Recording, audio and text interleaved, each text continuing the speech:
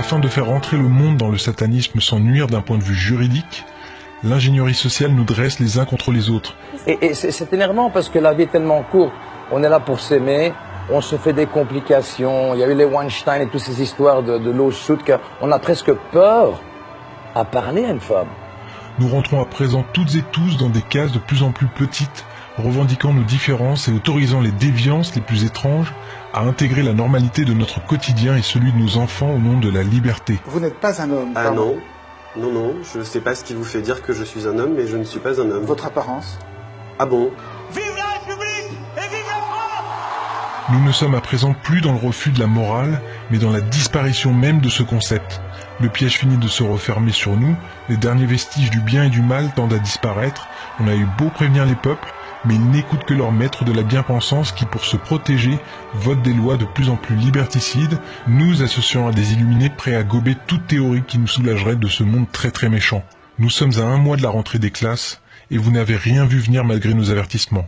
L'éducation, c'est primordial et c'est pour ça qu'à partir de la rentrée, avec Jean-Michel Blanquer, nous avons adressé une circulaire à tous les recteurs de France en leur demandant de mettre en œuvre une loi qui existe déjà, mais qui n'est pas mise en œuvre, qui demande qu'il y ait 3 séances par année scolaire d'éducation à la vie affective et sexuelle. Je suis médecin, j'ai été chef de service en pédopsychiatrie pendant 35 ans, professeur associé de psychologie de l'enfant, et je parle aujourd'hui au nom d'un groupe de professionnels de l'enfance, lanceurs d'alerte, très inquiets de ce qui attend les enfants et les adolescents si nous ne nous mobilisons pas. Je pense qu'il faut profiter de cette porte entrouverte pour y glisser la question aussi de l'orientation sexuelle et de l'identité de genre. Ok, je suis obligé de faire une petite parenthèse, suivez-moi bien, c'est très important. Alfred Kinsey était un scientifique obsédé par l'homosexualité et l'adultère qui mena une célèbre recherche sur la sexualité des hommes, puis des femmes, ce qui donnera une Bible à laquelle les médias rendent encore hommage aujourd'hui. Le rapport Kinsey, qui fut par ailleurs financé par les Rockefeller. Mais ce que ne vous disent pas Slate.fr, Mademoiselle ou Psychologie, lorsqu'ils vantent les mérites de ce psychopathe, c'est que Kinsey forma des pédophiles à violer des enfants et à tenir des notes sur chaque aspect du viol. Table 34, a 4-year-old child. 26 orgasms in 24 hours. That's an around-the-clock experiment. Wow, that's torture. That's torture, you bet. Tenant un journal portant sur leur propre plaisir pendant l'acte, où toutes les réactions des enfants de tous âges sont répertoriées, qu'elles soient les pleurs ou la lutte de l'enfant, considérées faussement comme des orgasmes. De ces viols à répétition sur des milliers d'enfants et bébés par tous ces pédophiles, naîtra donc le rapport Kinsey, qui deviendra rapidement le fer de lance dans le combat pour la libération sexuelle et pour le féminisme des années 70, et marquera un tournant dramatique dans notre rapport au sexe. Aujourd'hui, le rapport Kinsey est sans aucun doute possible à l'origine du droit à l'éducation sexuelle qui arrive dans nos écoles cette année. Rarement un livre pour enfants n'aura fait autant parler de lui. Tous à poil, un livre de 34 pages destiné aux 6-8 ans.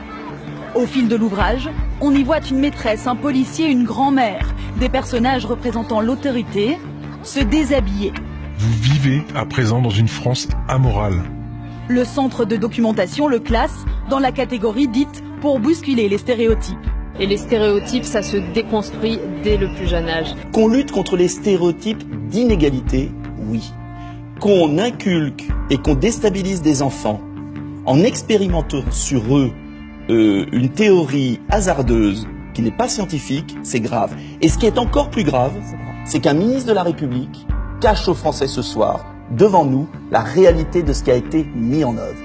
Et c'est notre devoir d'homme politique de prévenir les parents et de mettre fin à cela. Et gare à vous si vous n'emboîtez pas le pas de cette nouvelle ère qui démarre officiellement chez nous à la rentrée 2018. Gare à vous si vous n'acceptez pas que vos enfants de 4 ans reçoivent des cours d'éducation sexuelle. Gare à vous si vous n'acceptez pas que votre fille soit un garçon, votre garçon une fille, ou même ni l'un ni l'autre et qu'il décide de se sentir non-binaire. Ce programme introduit aussi la théorie du genre, c'est-à-dire l'idée selon laquelle notre identité sexuelle, garçon ou fille, masculine ou féminine, est une construction sociale qui n'est pas liée à notre sexe biologique. As far as the actual psychological issues at play, it used to be called gender dysphoria or gender identity disorder, now they call it gender dysphoria. The idea that sex or gender are malleable is not true. Ah bah, il faut pas confondre identité de genre et expression de genre, sinon on va déjà mal partir. Alors, non, expliquez-moi. Je suis non-binaire, donc ni masculin ni féminin, Comment et je vous refuse qu'on me genre comme un homme. Comment vous définissez-vous? Comme non-binaire. Comme non-binaire. Oui. No. My answer is no. I'm not going to modify basic biology because it threatens your subjective sense of what you are. Gare à vous si après de maintes recherches, vous vous rendez compte que tout cela n'est validé par aucune étude scientifique. Cette théorie très contestée n'a aucun fondement scientifique. And it's not backed by any science that anyone can cite. It is pure conjecture. Et je pense que la théorie du genre, qui nous vient des États-Unis, et les gens sont tellement prompts à être anti-américains habituellement que je suis toujours très étonné, qu'on puisse nous dire que la nature n'existe pas et que nous ne serions que des êtres de culture. On est les deux. On est naturellement un homme, naturellement une femme, et puis après on devient un homme et on devient une femme. Donc qu'on agisse sur les stéréotypes et qu'on évite évidemment le machisme et la phallocratie, je suis évidemment pour ça. Mais ça ne se fera pas en considérant que la nature n'existe pas. Gare à vous si vous ne laissez pas mettre la main sur vos enfants pour leur apprendre dès le plus jeune âge ce qu'est la masturbation. Ce programme est imposé par les instances européennes et il est obligatoire. En France, aucun parent ne peut y soustraire son enfant. Gare à vous, car ce n'est pas une option. 8 élèves de la 6e classe se sont effondrés quand on leur a montré des photos et des images d'organes sexuels. Après une conversation avec la direction de l'école, Mélita a finalement été tirée violemment de la salle de classe par la directrice et une autre enseignante. Mais à cause de sa résistance, elle a dû purger sa peine dans la salle des professeurs pour le reste de l'heure. Pire encore, puisque le cours passé dans la salle des professeurs et une autre séance d'éducation sexuelle ont été rapportés comme des absences à l'administration scolaire, l'appareil des instances officielles s'est mis en mouvement. Après une amende pénale suivie d'un refus de paiement de la part des parents de Mélita, entraînant une accusation devant le tribunal, puis la visite de l'huissier de justice, et puis l'affaire est transmise au tribunal régional supérieur, où les parents n'étaient plus autorisés à se défendre eux-mêmes.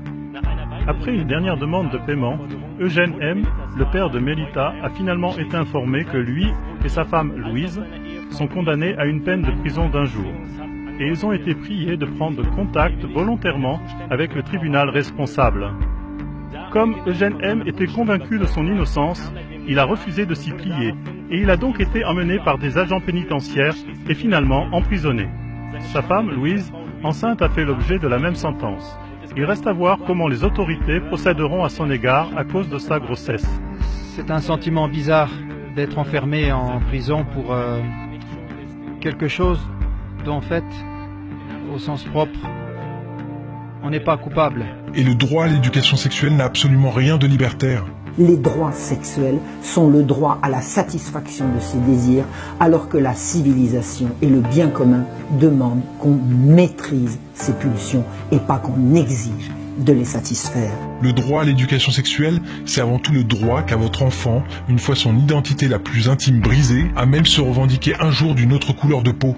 Non mais c'est intéressant qu'on interroge tous nos propres stéréotypes autour de la table, parce que sans même m'avoir posé la question, vous supposez que je suis un homme, seulement par mon apparence vous estimez que je suis blanc. That's nonsense.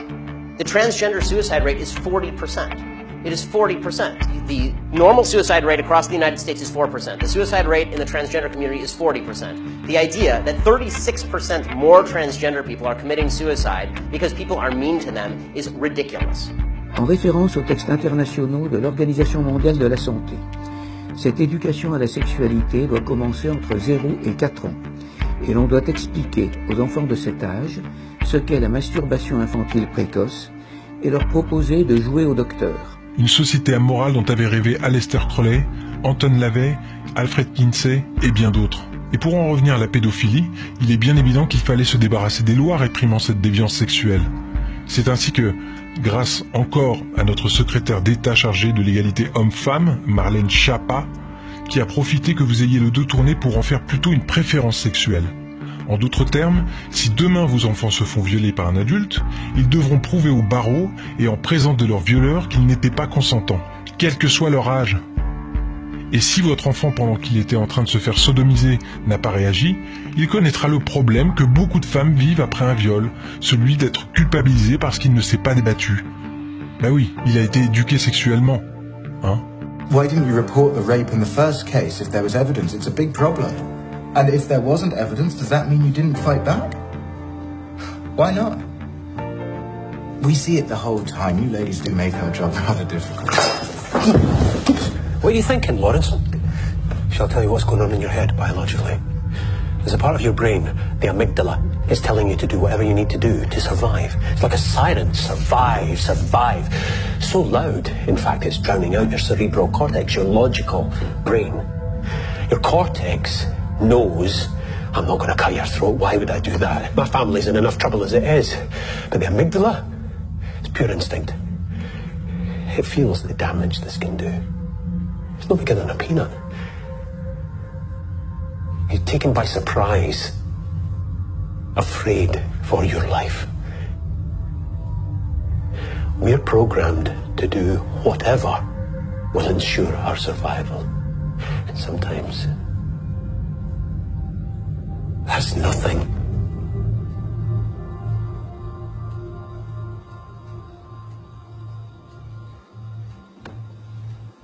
I think you've made your point.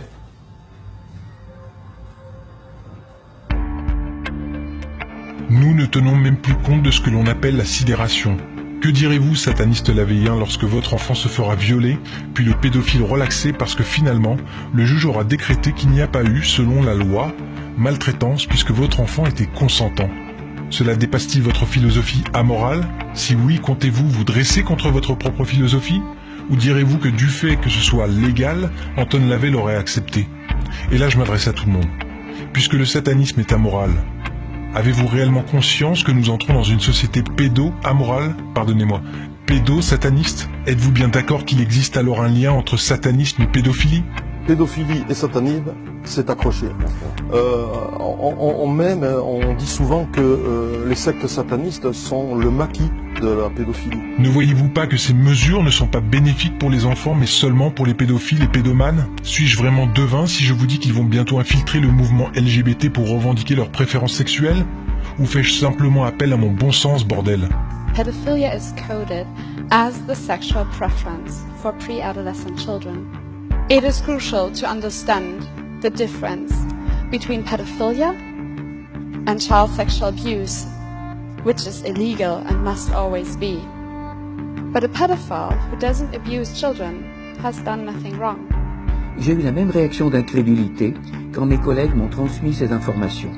Et puis, je suis allé vérifier, et je peux vous assurer que tout ceci est exact. Quelle que soit votre religion, quelle que soit votre philosophie, que vous soyez un simple citoyen ou officier de la police nationale, de la gendarmerie ou de l'armée, que vous soyez enseignant, pédopsychiatre, scientifique, la France n'a jamais eu autant besoin de vous aujourd'hui. Alors je vous en conjure, oublions nos différences au lieu de les mettre en exergue afin de nous unir contre cette putain de mafia qui n'en veut qu'à nos gamins, parce que je vais vous dire une chose, demain, ce sera votre enfant qui devra se justifier devant le juge de la sodomie qu'il a subie. Ok ? Votre enfant ne sera plus victime d'un pervers, il ne s'agira plus d'une affaire de pédophilie, mais d'une question de consentement à la seule appréciation du juge. Allez-vous laisser faire ça? Je réitère un appel solennel au nom des Français envers nos gardiens de la paix intègres. Nous demandons votre assistance. Ne restez pas les bras croisés, désobéissez de façon organisée au nom de la France et de nos enfants afin d'éviter aux citoyens français d'être tellement à bout qu'ils viendraient à prendre les armes pour protéger eux-mêmes leurs enfants. La pire chose qui puisse arriver à notre pays est la guerre civile. Alors nous vous demandons de réagir. Et quant à vous, citoyens, vous me demandez souvent « Ok, nous sommes réveillés, mais comment pouvons-nous faire ?» Même si toutes nos institutions sont infestées de pédophiles et pédomanes, dans la magistrature, dans la politique, dans le divertissement, dans les services publics, dans la finance et même dans les hauts rangs de la police nationale et de la gendarmerie, chaque corps de métier compte un nombre impressionnant, mais pour l'instant silencieux, de personnes qui savent déjà mais qui ont peur de bouger, peur de perdre leur emploi s'ils parlaient, ou de se voir placés en hôpital psychiatrique. Notre mission en tant que citoyens français et citoyens du monde n'est pas de prendre les armes, ne faisons pas cette bêtise, nous devons agir en respectant la loi. Nous devons donner toute notre énergie non seulement à prévenir ceux qui ne savent pas, ceux qui pensent encore que tout cela n'est qu'une théorie du complot, leur faire comprendre, leur faire réaliser l'immense gravité de la situation. Partagez cette vidéo, même si vous avez peur de passer pour un guignol face à vos collègues, amis ou famille, partagez cette vidéo. Dites que vous savez, levez-vous. Il ne s'agit pas ici de politique, ni de religion, ni de couleur de peau, il s'agit de la sécurité et du bien-être de nos enfants, bordel. Partagez cette vidéo, et pour celles et ceux qui sont déjà réveillés, et vous êtes nombreux à faire déjà ce travail d'éveil des consciences, faites des tracts, diffusez-les en masse à tous vos contacts, à tous les parents, à tous vos copains. Nous sommes capables de nous réunir par millions pour voir un ballon sur un terrain de foot, pour une fois, utilisons cette énergie pour une véritable cause, parce que même si nos dirigeants tentent de nous enfumer, de nous discréditer, la pire chose qu'il puisse arriver pour eux, c'est que nous oublions nos différences pour nous unir. Ils sont terrifiés à cette idée. Ne restez pas silencieux parce que demain il sera trop tard et vous ne pourrez pas dire que vous ne saviez pas.